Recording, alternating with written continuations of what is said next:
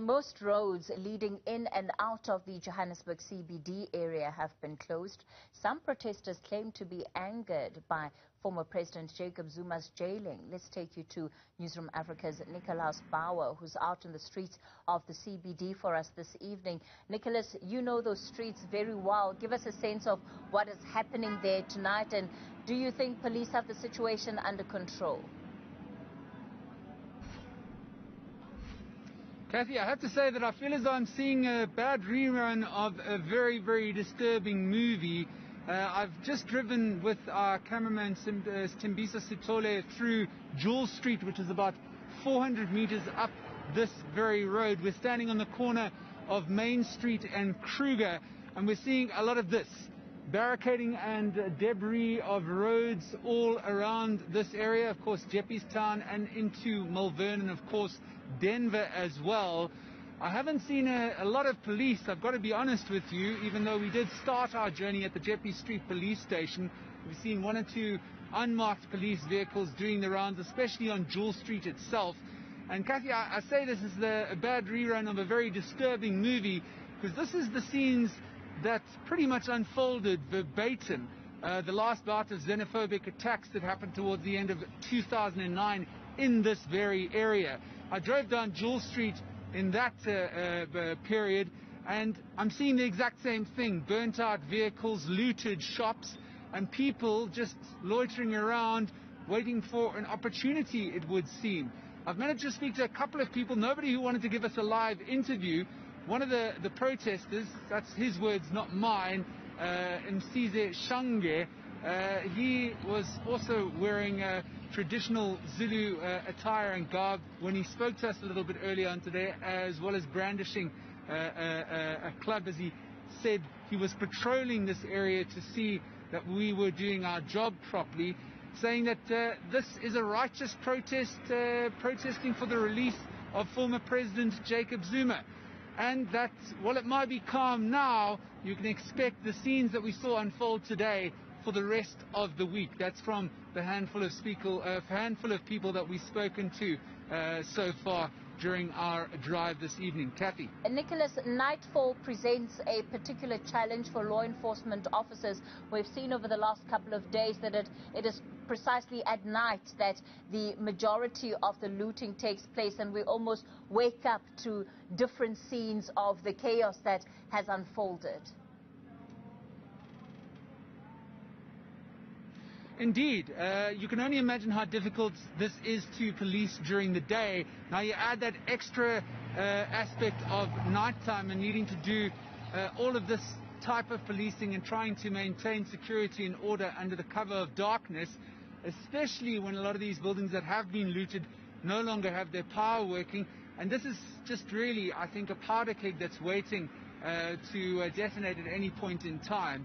I don't say that lightly, but this is the type of thing that can easily spill into other areas of the CBD, onto the outlying suburbs of Johannesburg, and indeed other suburbs within the City of Gold itself. We have to see whether or not there is a hearing of the police's calls for calm. President Cyril Ramaphosa, of course, addressing the nation at 8 p.m. this evening. One wonders if he'll say anything of the unfolding violence and looting that we are seeing today in the streets of Johannesburg and have been seeing over the past couple of days in KwaZulu-Natal. But I have to remind everyone, I mean, these are communities that are normally on a nice edge when it comes to dealing with violence and unrest.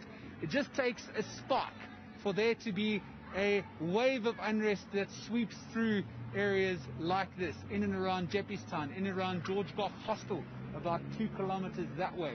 About 500 meters from here is a hostel called Volhotter Hostel that has also been a scene of violence and mayhem during the unrest that is unfolding not only today and during the course of this week, but indeed on previous occasions as well. Kathy.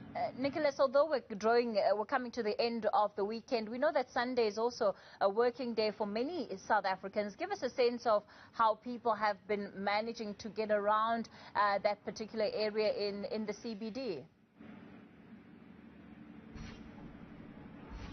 Well, Kathy, let's be honest, it's with great difficulty. A lot of people returning from work today speaking to me about traveling through Hillbrow. Hillbrow was, for all intents and purposes, shut down, and no transport vehicles, never mind taxis, even personal vehicles either, were allowed to pass through key arteries like Tudhope and Pretoria Street without protesters stoning vehicles, intimidating motorists and the like. And I should only imagine this is going to get even more complex as Monday morning approaches and we start what is supposed to be a normal working week.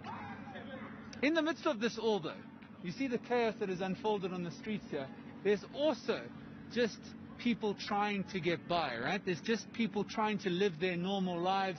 We've seen children being carried in the back of mothers just heading home after maybe popping out to the shops, a handful of them that are open, and buying necessities like bread and milk. And Kathy, in the heat of it all, in this chaos, we must remember that so many people call the streets of Johannesburg home, right? And it may seem like a normally chaotic place to so many of us, but certainly when unrest like this breaks out on the streets of the city of gold, it proves to be a massive setback for the people that call it home. Nickolaus, apart from the individuals that you managed to speak to, either who were just going about their daily business trying to get home, or as the gentleman who was patrolling the streets, as we were saying earlier, has there been anyone that has come forward, or any individuals that have come forward who have claimed to be the leaders behind these protests? At this stage, Kathy, not to my knowledge, and nobody certainly that we've encountered up until this point in time. That Msizi Shange that we spoke to a little bit earlier, he said proudly that he was part of these protests and that it was a people-led protest. I asked him if he was one of the leaders of the strike action, and he said no, this is being led by the people themselves. People are taking up, taking action against what they believe is a illegal arrest and incarceration of Jacob Zuma. He's, of course, now sitting in the Escort Correctional Services facility, serving that 15-month jail sentence that's been handed down by the Constitutional Court.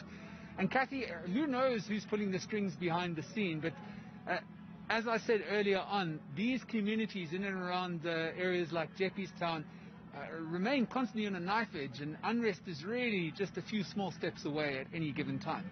Newzroom Afrika's Nickolaus Bauer. Let's leave it there for tonight. Nickolaus will keep an eye on that situation for us throughout the remainder of the evening. Well, around 100 million rand worth of property has been destroyed in KwaZulu.